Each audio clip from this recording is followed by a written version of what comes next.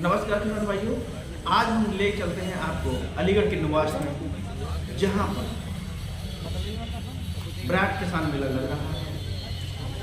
आज आपको हम दिखाने की कोशिश करेंगे कि कृषि प्रदर्शनी में कौन कौन सी फसलें लगी हुई हैं,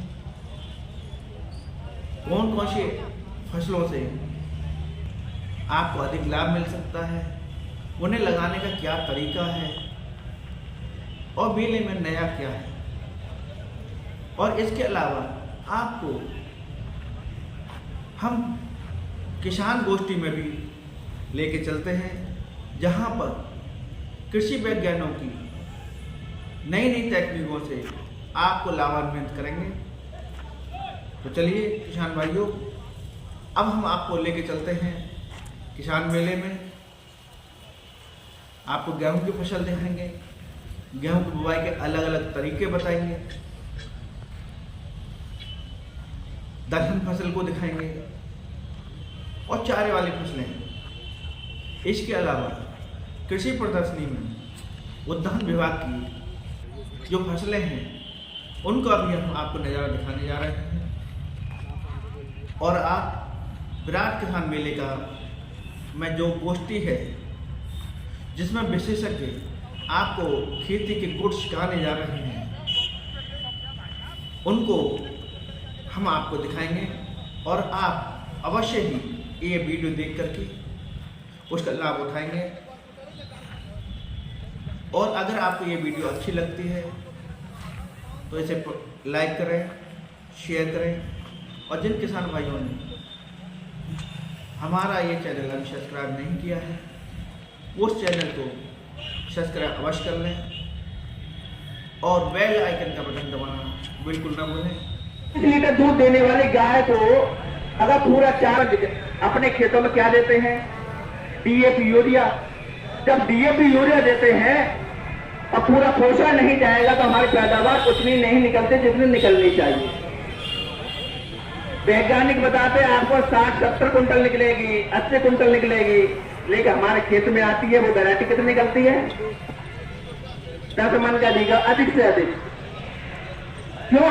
क्योंकि हम जो है उसमें अपने खेत में वो पोषण नहीं दे रहे जो वैज्ञानिकों ने उन्हें दिया है। तो अब हमें बीज बनाना है तो क्या सावधानी रखनी चाहिए?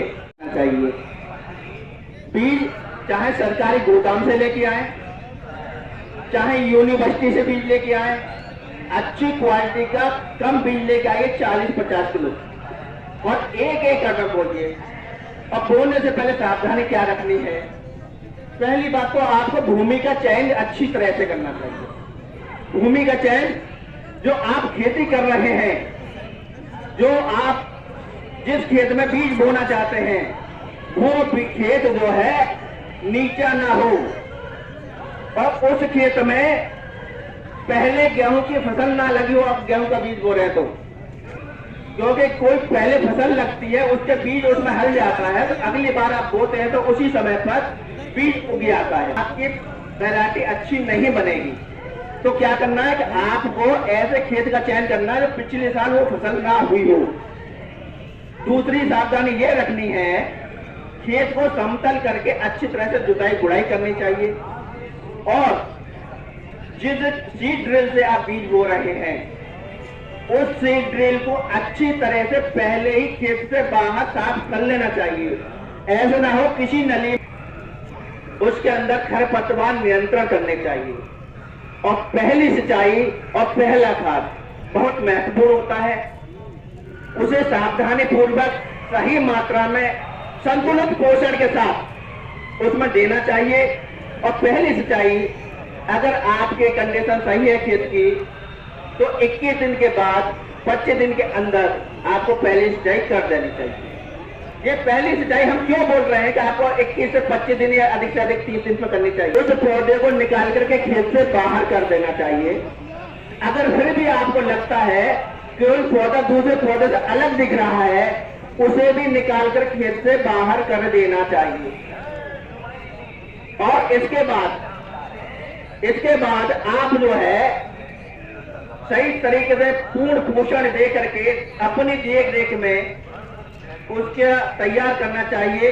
जब बाली निकलने की बात आती है, आपको लगे कि ये बाली दूसरी बालियों से अलग है, उस पौधे को ही निकाल करके बाहर कर देना चाहिए। जब आप एक तरह से आप खेत को तैयार कर लेंगे और कोई रोग आता है, तो आप उस रोग की दवाई जो है कहीं अच्छे डॉक्टर पे जा करके, आप एडीओपीपी रहते गोदाम पर, ब्लॉकों पर, वहां से पूछ सकते हैं, वहां से फार्म आकर पूछ सकते हैं, और जो आपकी इकाइयां हैं वहां से जाकर के पूछ सकते हैं। और आप अच्छी दवाइयों का इस्तेमाल करके आप अपनी फसल को स्वस्थ रखना चाहिए। और उसके बाद आपकी जब फसल तैयार होती है, और फसल तैयार होने के बाद उसकी मड़ाई भी सावधानी पूर्वक करें। उस थ्रेशर को भी पहले अच्छी तरह से उसकी जालियों को साफ कर लें। हो सकता है कि वो दूसरे खेतों में थ्रेसिंग करके आया हो, वहां के कुछ दाने आपके बीज में मिल जाएंगे, तो आपका बीज की क्वालिटी खराब हो जाएगी। तो आपको करना क्या है कि जो पहले थ्रेशर को अच्छे से साफ कर लीजिए, उसके जाली को अच्छे से साफ कर लीजिए। साफ करने के बाद जब आपने फसल की थ्रेसिंग करानी चाहिए, दाना निकालना चाहिए, साफ सुथरा दाना निकलने के बाद उसे ग्रेडिंग कर लो। अगर आपके पास मशीन ना हो तो आप मशीन में जहां भी है कुछ जगह पर, वहां ग्रेडिंग करा, वो ट्रीटेड है या नहीं है, दवाई से उपचारित है या नहीं है। अगर आपको लगता है कि वो बीज उपचारित नहीं है, तो बोने से पहले आप उस बीज को उपचारित कर लें। ड्रामा आता है, ट्राइकोडर्मा से आप जमीन को उपचारित कर सकते हैं।